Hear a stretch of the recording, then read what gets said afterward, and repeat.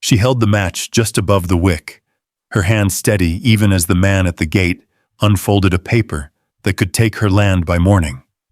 So why did the rider on the road slow down instead of passing by? The wind pushed hard against the porch, rattling the loose board near the step as Eliza stood there with the lamp unlit in her hand. The man at the fence kept talking, about claims, about signatures, about how things would go if she didn't agree. She didn't answer, didn't look at the paper, just watched the road. A horse came into view, dark against the fading light. The rider didn't hurry, didn't call out. He just slowed, like he'd seen something worth stopping for. Eliza struck the match anyway. The flame caught it. The man at the fence kept talking, but now there were three of them in the silence, and something had already shifted. Would you have turned him away, or let him stay? The lamp was already lit before the sun had fully gone down. Eliza Brooks struck the match against the side of the small tin box, cupping the flame with one hand as the wind came across the open field. It caught slow, then steady, the wick drinking in the light until the glass chimney filled with a soft amber glow. She set it on the fence rail the same way she did every night. Not centered. A little to the left, where the wood dipped from years of weather. It stayed there through wind, through dust, through the kind of cold that made the boards creak after dark. From the road, it looked like a mark, like something meant to be seen. Dry Creek had long since stopped asking about it. A wagon rolled past at a distance, wheels grinding over hard-packed dirt.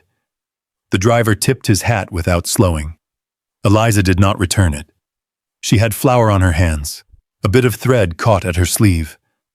The day's work still sat unfinished on the small table inside. She stepped back into the house and left the door open. The place was simple. One main room, a narrow bed tucked against the far wall, a stove that clicked and settled as the heat shifted. On the table, a half-mended saddle strap lay beside a small jar of needles and a folded receipt with someone else's name on it. She sat down and picked up the leather. Outside, the wind moved through the fence again. It made a low sound, like something passing by without stopping. It was later, well past the hour when most folks shut their doors, that the horse came. Not fast, not loud, just the slow, steady rhythm of hooves that didn't belong to anyone in a hurry. Eliza's hand paused on the stitch. She didn't go to the door right away, didn't call out. She finished the pull, tightened the thread, and set the piece down before she stood.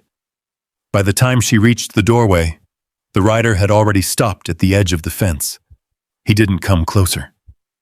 The horse stood quiet, breath rising in the cooling air. The man sat tall in the saddle, shoulders broad enough to catch what little light the lamp gave. His hat brim cut across his face, leaving most of it in shadow. He was looking at the lamp. Not the house, not her, just the light. Eliza leaned one shoulder against the frame of the door. She didn't step out, didn't speak. The night held between them, stretched thin but not broken. The man stayed there a moment longer. Then he turned the horse. No word, no gesture, just the shift of leather and the soft creak of reins as he rode back the way he'd come, disappearing into the dark past the bend in the road. Eliza watched until the sound of hooves was gone. Then she reached up and pulled the door half closed, leaving it just enough open for the air to move through. The lamp burned on the fence. It always did. Morning came pale and slow. Frost clung to the edge of the water bucket. The sky held that washed-out color that came before the sun decided what kind of day it would be. Eliza was already at the table, sleeves rolled, when she heard boots on the porch. Not hesitant, not loud either, just there. She didn't look up right away. "Door's open," she said, working the needle through a thick piece of hide. The man stepped inside. He had to angle his shoulders slightly to clear the frame. Up close, there was no mistaking his size. Not exaggerated, just more of him than most rooms were built for.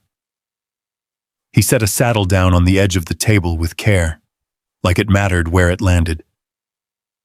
"Needs fixing," he said. His voice was low, even. No rush to it. Eliza glanced up then. Just once. Dust on his coat. Gloves worn thin at the palms. A small tear near the edge of the saddle where someone else had tried to mend it and done it poorly. She stood, wiped her hands on a cloth, and turned the saddle slightly to catch the light. Her fingers pressed along the seam, followed the weak spots, tested the give.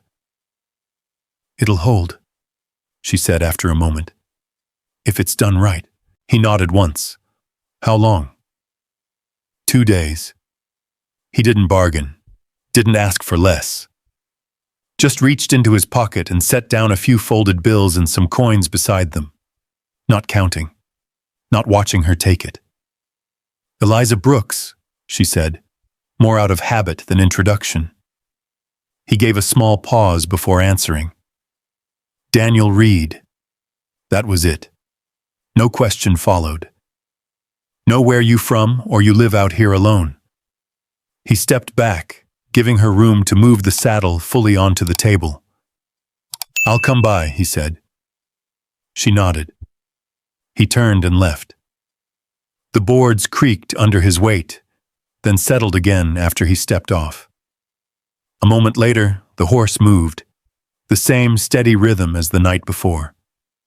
Eliza stood with one hand resting on the saddle. Through the open door, she could see the fence. The lamp, now cold and dark in the daylight, sat where it always did. Waiting. She reached for the needle again, but didn't start right away. Instead, she glanced once toward the road. Just once. Then she lowered her head and went back to work. The thread pulled tight, clean through the leather. Outside, the wind picked up again, brushing past the fence like it had something to say, but didn't intend to stay. Eliza worked through the morning without looking at the road again. The saddle took most of her attention. The old repair had been done in haste. Uneven stitches, weak pulls, leather stretched where it should have been set. She cut it out piece by piece, not rushing, letting the work tell her where it needed to be fixed. By noon, the sun had burned off the frost. The yard looked ordinary again. Just a fence, a patch of dirt, and the road stretching past like it always had. No rider.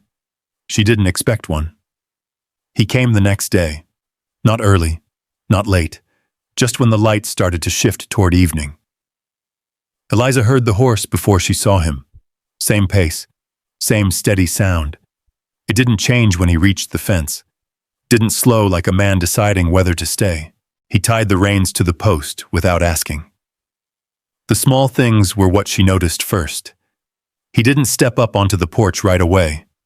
Stood off to the side, giving her space to finish what she was doing. When she set the saddle down and wiped her hands, only then did he move closer. She turned the saddle toward him. "It'll hold," she said. "Long as you don't ride it like you're trying to prove something." One corner of his mouth shifted. Not quite a smile. "I don't," he said. He ran his hand along the seam. Not pressing, just feeling the line of it. "Good work." She nodded once, took the payment he had already set aside. No counting. He picked up the saddle and turned to leave, then paused. Not long enough to call it hesitation, just enough that it could have been. "The creek road," he said. "Still passable after last week's rain?" Eliza leaned her shoulder against the post. "Muddy near the bend. Hard ground after that." He nodded. Took that in like it mattered. "Appreciate it." He left the same way he came. No extra words. No questions. After that, he showed up again. Not every day. Not in any pattern a person could name. Once with a torn strap. Another time with a set of reins that needed tightening. Always something that made sense in his hands. He never stayed longer than the work required. never sat without being asked, never crossed the space between the door and the table unless she stepped back first. It was the kind of distance that didn't feel like avoidance, just measured. In town, people noticed. They always did. At the general store, a man leaned against the counter, watching Daniel through the window as he passed by. "Read," he said, like the name carried weight on its own. Eliza didn't look up from the bolts of cloth she was sorting. "He rides like a man who used to be watched," the man went on. "That kind don't stay put." She folded the fabric once. "Set it aside." "Not everyone's looking to stay," she said. The man gave a low hum, not agreeing, not disagreeing, just saying, he added, "Big men like that, folks tend to notice when they do."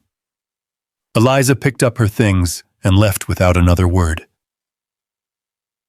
That evening, the wind came colder.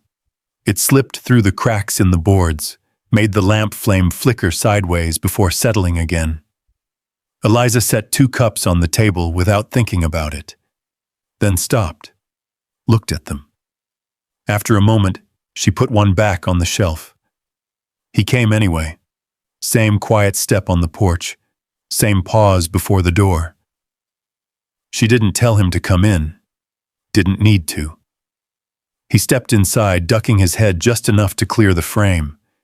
Had a piece of leather in his hand this time. Not torn, just worn thin along the edge. "Figured you'd know how to keep it from giving out," he said. She took it, turned it once, set it down beside the others. "I can," she said. He nodded, didn't move further in. The room held a quiet that didn't ask to be filled. The stove clicked. The lamp burned steady. Somewhere outside, a loose board tapped against the fence in the wind. He stood there like he had all the time in the world, and none of it belonged to him. Eliza picked up the leather again. "You can sit," she said, not looking at him. He didn't answer, just moved to the chair near the wall and sat down slow, like the chair might object if he didn't. The space between them stayed the same. But the room felt different with him in it. Not smaller, just occupied. He didn't speak unless she asked something, didn't watch her hands, didn't follow her around the room. Just sat, elbows on his knees, looking at the floor like it held something worth thinking about. Once she glanced up and caught him looking toward the door. Not like he wanted to leave, more like he was making sure it was still there. When the leather was done, she set it aside. "That'll hold longer than the rest of it," she said. He stood, reached for it. "Appreciate it." Same words as before, same tone, but he didn't move toward the door right away. The wind pressed against the wall, then eased off again. Eliza wiped her hands on the cloth at her side. "You passing through?" she asked. It wasn't curiosity, just a question that fit the moment. He considered it. "Been passing through a while," he said. She nodded like that was answer enough. He stepped toward the door, paused again, just for a second, then left. That night, the lamp burned like it always did, steady, unmoving. Eliza stood in the doorway a little longer than usual, watching the road.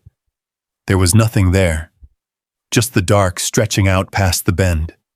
She closed the door halfway, left it open enough for the air to move through, and for the first time in a long while, the quiet didn't feel as empty as it used to. The change didn't come all at once. It showed up in small things, an extra cup left on the table a little longer before being put away. A chair as some chair turned slightly toward the door instead of the wall, the way Eliza paused sometimes when the wind carried sound from the road, listening without meaning to. Daniel kept coming. Not closer, not farther, just enough to be there. The first real trouble came with a man who didn't knock. Harvey Cole rode up in the middle of the afternoon, dust kicking up behind his horse as if he had somewhere more important to be, even though he didn't. Eliza was outside, working a length of harness leather against the post, pulling it straight before cutting. He didn't dismount right away. Sat high in the saddle, looking down at the yard like he was measuring it. "You Brooks?" he asked. She didn't answer the question. "What do you need fixed?" she said instead. That made him smile, though it didn't reach his eyes. "I don't need anything fixed," he said. "Came to talk." She set the leather aside. "Then you can talk from there." He took his time getting down, brushed dust from his coat like it mattered more than the conversation. "Land sits on a good line here," he said, glancing toward the well, then out past the fence. "Water runs under it." "You know that?" Eliza folded her arms. "I know what I've got." "I'm offering to take it off your hands," he said. "Fair price?" "More than most would." She didn't move. "Not for sale." He let that sit, then nodded once and slow. "Think on it," he said. "Winter's not kind out this way." He left the same way he came. Dust. Noise. A sense of something being placed where it didn't belong. After that, things shifted. Not loud, not all at once, just enough to notice. The man from the general store didn't have the canvas she'd ordered, said it hadn't come in, wouldn't meet her eyes when he said it. A ranch hand who used to bring her work stopped showing up. Even the boy who ran errands in town kept his distance, like someone had told him something that stuck. Eliza didn't ask. She adjusted, used what she had, repaired what she could. Let the rest wait. Daniel noticed. He didn't say it, but one evening, when she handed him a finished strap, his hand paused a second longer than usual. "Business slow?" he asked. She shook her head once. "Work changes," she said. That was all. He didn't push. A few days later, Harvey came back, this time with something in his hand. A piece of leather, torn clean along the edge. He stepped up onto the porch like it belonged to him and set it down on the table without asking. "Need this fixed," he said. Eliza picked it up, turned it once. $2, she said. He gave a short breath through his nose. "Seems high. That's the price." He leaned one hand on the table, fingers spread wide. "I could get it done cheaper in town." She nodded toward the door. "Then you should." He didn't move. The room held still around them. Outside, a horse shifted its weight. Leather creaked. Harvey tilted his head slightly. "You live out here alone," he said. "Makes things harder than they need to be." Eliza set the strap back down. $2, she said again. His mouth tightened. "You're not in much position to bargain," he said, voice staying even, like he was explaining something simple. She didn't answer. Didn't look away either. The door behind him opened without a sound. Not fast, not loud, just enough. Daniel stepped inside. He didn't look at Harvey, didn't reach for anything. Just came in, stopped near the wall, and took his hat off slow. "Everything settled here, ma'am?" he asked. His voice carried the same as it always did. Low. Even. Like he wasn't asking for trouble, just checking on something that mattered. Harvey turned, took in the size of him, the way he stood without leaning, without bracing. No hurry in him. That was the part that shifted things. Harvey looked back at the table, at the strap, then reached into his pocket, counted out the money. Set it down. $2, he said, not looking at either of them now. He turned and walked out, boots heavy on the boards, horse moving before he had both feet in the stirrups. A moment later, he was gone. The room stayed quiet. Daniel set his hat on the chair. Didn't say anything. Eliza picked up the strap and set it aside. Her hands moved steady, same as before. "You can sit," she said after a while. He did. Same chair, same distance. The lamp hadn't been lit yet. The light in the room came from the window, fading slow. She moved to the stove, poured water into the kettle, set it over the flame. The sound filled the space. Small, ordinary. After a while, she reached for a cup, then another. This time, she didn't put it back. The coffee was strong, dark enough to hold heat longer than it should. She set a cup in front of him without asking. He nodded once. "Appreciate it." They drank without speaking. The kind of quiet that didn't press in, didn't need fixing. Outside, the wind moved across the fence again. When the light dropped low enough, Eliza stood, walked to the door, struck a match. The flame caught slow, then steady. She set the lamp on the rail, the same place, a little to the left. She stood there a moment. Then, without turning, she said it. "Have you eaten?" It wasn't loud, didn't carry past the porch. Daniel looked up from where he sat. Took a second, then set the cup down. "No, ma'am," he said. She nodded toward the table. "Then sit." He did. Not closer, not farther, just there. And for the first time since he'd come through that door, neither of them felt like they were passing through. The meal was simple. Beans kept warm on the stove, a heel of bread cut clean down the middle, coffee poured again without asking. Daniel ate slow. Not careful, just steady. Like a man used to finishing what was in front of him, without making a thing of it. Eliza sat across from him, hands resting near her cup. She didn't watch him eat. Didn't need to. The sound of the spoon against the bowl filled the space between them.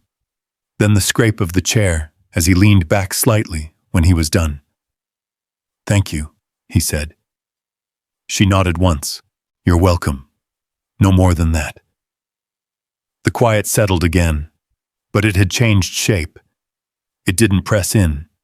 It stayed where it was put. After supper, he didn't reach for his hat. That was new. He stayed where he was, elbows on his knees, looking toward the door where the last light had gone. Eliza stood, took the plates, set them in the basin. The water sloshed once as she poured from the kettle. She worked with her back to him, not closing the space, not opening it either. Outside, the lamp burned steady. The wind had dropped off. The flame stood straight in the glass, holding its place against the dark. Daniel glanced toward it once. "You light it every night?" he asked. It wasn't curiosity, not the kind that pulls at something, just a question that fit the room. Eliza dried her hands on the cloth and didn't answer right away. She walked to the door, stood just inside the frame, looked at the lamp the way a person looks at something they've seen too many times to name. "Most nights," she said. He nodded, didn't ask why. They moved out to the porch without deciding to. He took the step below the door. She sat in the chair to the side, the same one she always used. The boards creaked once under his weight, then settled. The night was quiet in the way it gets when the town has gone to sleep and nothing is left to prove it was ever there. A dog barked once, far off, then stopped. Eliza rested her hands in her lap. The edge of her sleeve caught the light. She watched the flame. "Used to be 3 of us out here," she said. Her voice didn't rise, didn't fall, just moved. Daniel didn't look at her. He kept his eyes on the rail. "Evenings like this," she went on. When the air settled and you could hear yourself think. A small pause. My husband would read, took his time with it, like the words needed room. Her fingers moved once against the fabric of her dress, then stilled again. Our boy would fall asleep halfway through, head against his arm. She let that sit, didn't fill it. They both got sick the same week, she said. No change in her tone, no shift in her posture, just the words, placed where they belonged. Daniel drew a breath, let it out slow. He didn't say he was sorry, didn't reach for anything to soften it.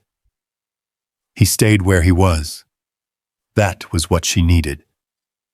The lamp flickered once, then steadied. Eliza leaned back in her chair. I didn't see a reason to stop lighting it, she said. Not to him, not entirely, just into the night. Daniel nodded once, though she wasn't looking.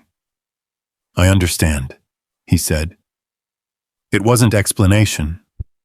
Didn't need to be. They sat a long while after that. No more talking. The kind of quiet that held what had already been said and didn't ask for anything else. When Daniel finally stood, he moved slow, careful of the step. He picked up his hat, held it a second in both hands. I'll head out, he said. Eliza nodded. Good night. He stepped off the porch. The horse shifted as he came near. Took the reins without being told. He didn't mount right away. Stood there, just beyond the reach of the light. I can go, he said after a moment. She looked at him then, really looked. Or I could sit a while longer, if that suits you. He said it plain. No weight on either side. No push. Just the choice set down between them. Eliza held his gaze, then glanced once at the chair, at the lamp, at the space he had been sitting in. Sit, she said. He did. Back on the step. Same place. The same distance. Later, when he left for good that night, he didn't hurry.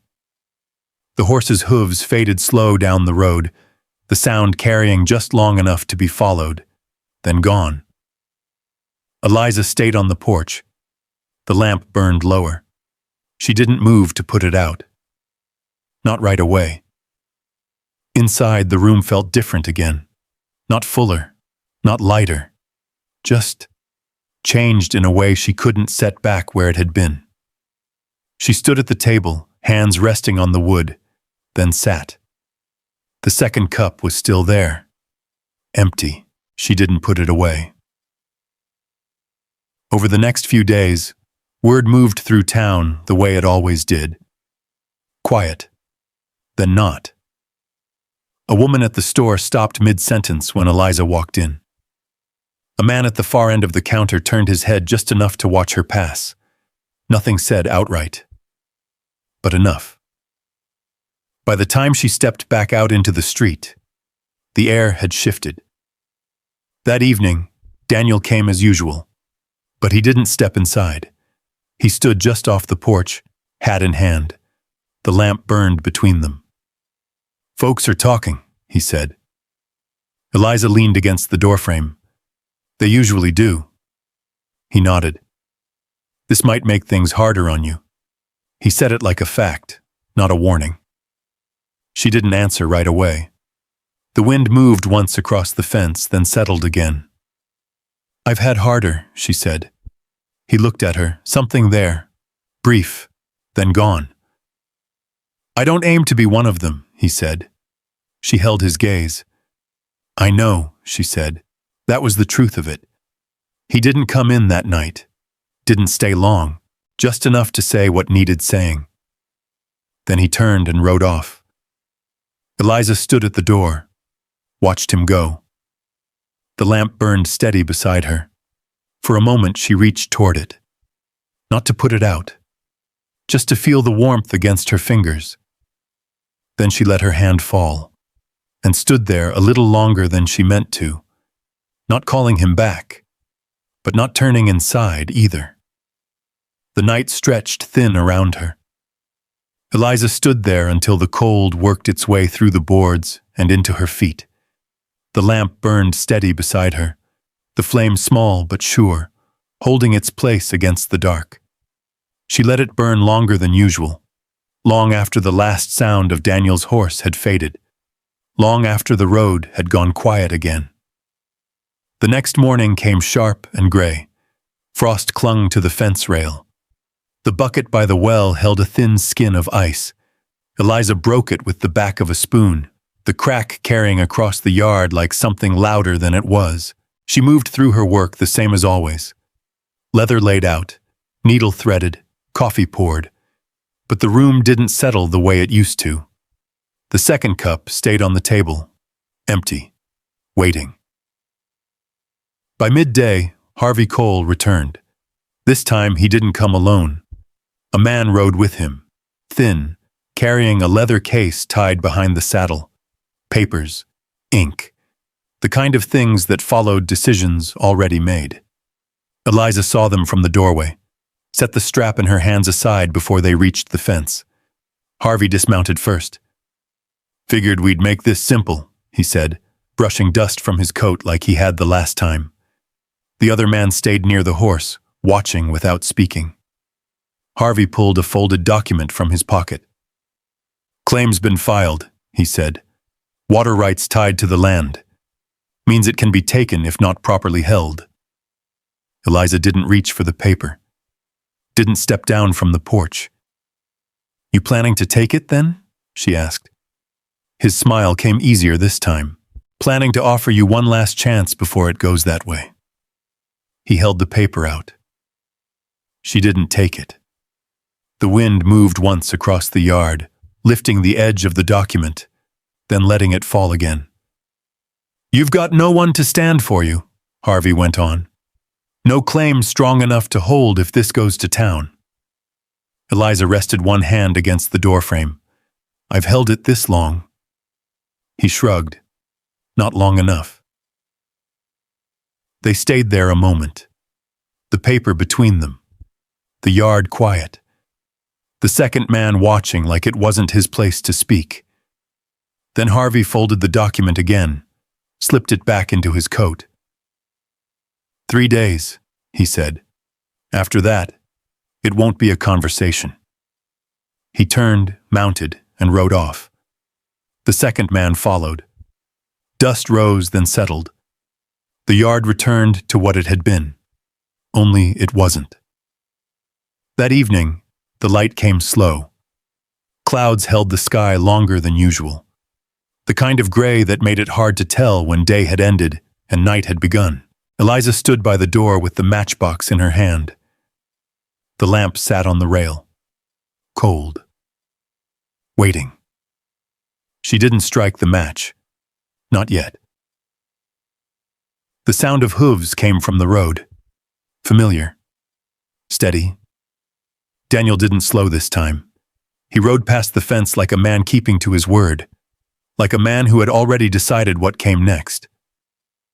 Eliza watched him pass, watched the space where he had always stopped.